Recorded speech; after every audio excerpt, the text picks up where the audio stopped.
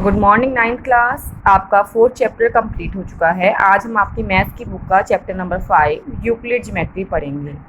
इस चैप्टर को पढ़ने से पहले हम ज्योमेट्री का मतलब समझेंगे कि ज्योमेट्री का मतलब क्या है। ज्योमेट्री आपके पास दो वर्ड से मिलकर बना है, जियो जमा मेट्रीन।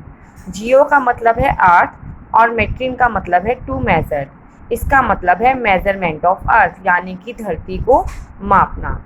अब आपके पास एक बहुत ही ग्रेट मैथमेटिशियन हुए हैं यूक्लिड। उन्होंने हमारे ज्योमेट्री से रिलेटेड कुछ एक्सियम्स और पोस्टुलेट्स दिए हैं। आज हम उनके बारे में डिस्कस करेंगे। एक्सियम्स को आप हिंदी में अभिगृत कहते हो और पोस्टुलेट्स को आप अभिधारणाएं कहते हो। एक्सियम्स और पोस्टुलेट्स दोनों ही यूनिवर्सल ट्रूथ हैं। यूनिवर्सल ट्रूथ का मतलब होता है वे चीज़ें जो हमेशा ही सच रहती हैं और इनको आप हल कर कर नहीं दिखाते हो। मान लीजिए आज आपसे किसी ने क्वेश्चन किया कि 5 + 5 आप आंसर दोगे 10। अगर आज से 10 साल बाद भी आपसे कोई वही क्वेश्चन करेगा कि 5 + 5, तब भी आपका आंसर क्या रहेगा? 10। अगर 20 साल बाद किसी ने वही क्वेश्चन किया कि 5 + 5, तब भी आपका आंसर 10 ही रहेगा। यूनिवर्सल ट्रुथ का मतलब होता है कि आप किसी क्वेश्चन को कभी मर्जी पूछ लो, उसका आंसर वही रहेगा।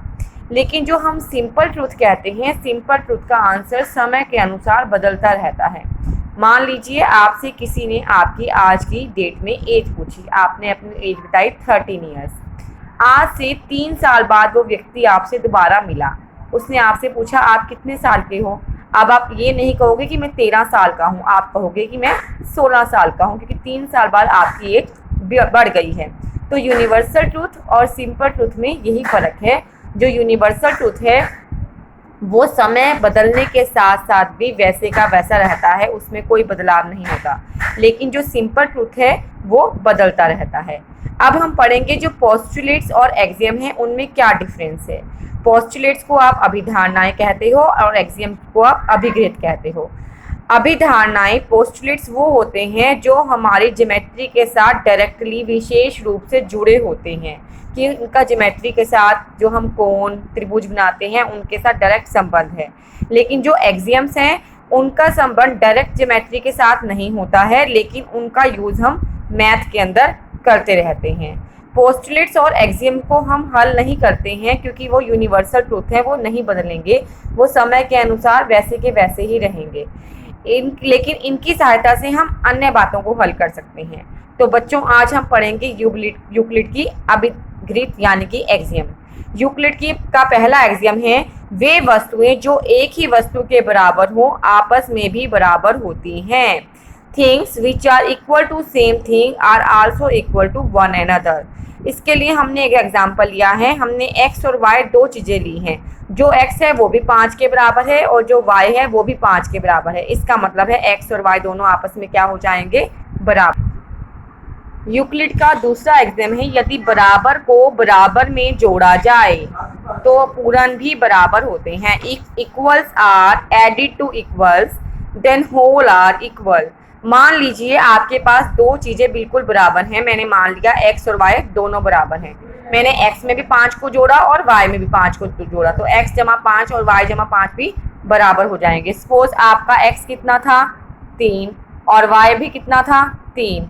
मैंने उदाहरण के अकॉर्डिंग x में भी 5 को जोड़ दिया और y में भी 5 को जोड़ दिया। 3 जमा 5 8 और y जमा 3 जमा 5 8, यानी कि जो x जमा 5 है वो भी 8 हो गया और जो y जमा 5 है वो भी 8 हो गया।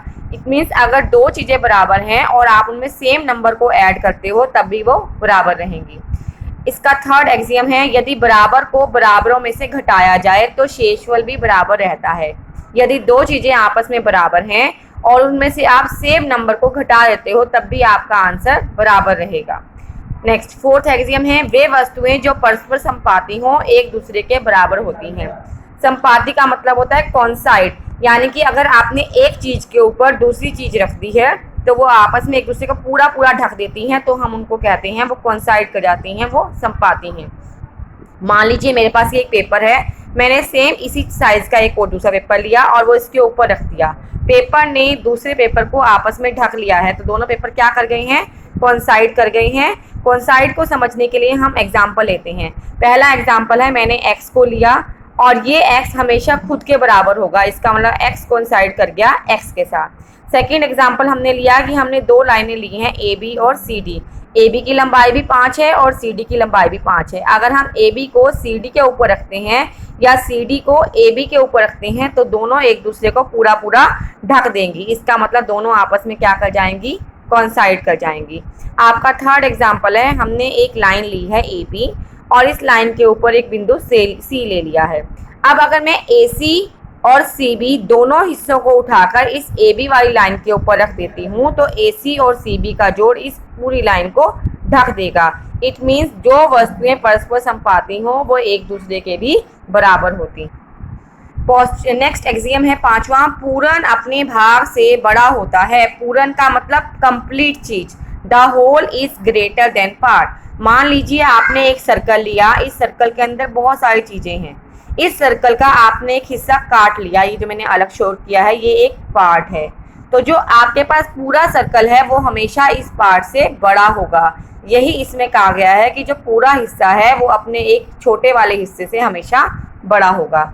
सिक्स्थ एक्सियम है, एक ही वस्तु के दुगने परस्पर बराबर होते हैं। यदि आपने एक चीज का दुगना कर दिया है तो वो हमेशा आपस में बराबर रहेंगे। Things which are double of same thing are equal to one another. मान लीजिए आपने x को भी 2p के बराबर ले लिया है और y को भी 2p के बराबर ले लिया, तो x और y भी क्या हो गए हैं आपस में बराबर, क्योंकि जो x है वो भी p का डबल है और जो y है वो भी p का डबल है। इसका मतलब ये दोनों भी आपस में बराबर हो जाएंगे। सेवंथ एक्सियम है, एक ही वस्तुओं के आधे परस्पर बराबर होते हैं। Things which are halves of same things are equal to one another. अगर एक चीज है, दो चीजें दी गई हैं, वो दोनों चीजें आपको एक ही चीज का आधा करने पर मिल रही हैं तो वो दोनों आपस में बराबर होंगी। मैंने यहाँ पर कोई p आइटम ले ली है, मैंने p का आधा किया वो भी x के बराबर है और जो p का आधा किया वो y के बराबर भी है। इसका मतलब x और y भी दोनों बराबर है। बच्चों आज हमने इसके यूक्लिड के एक्सियम्स पढ़े हैं, कल हमने इसके पोस्टुलेट्स के बारे में पढ़ेंगे। आप सब बच्चों ने ये काम अपनी नोटबुक्स में करना है और ध्यान से समझने हैं सारे एक्सियम्स। थैंक यू बच्चों।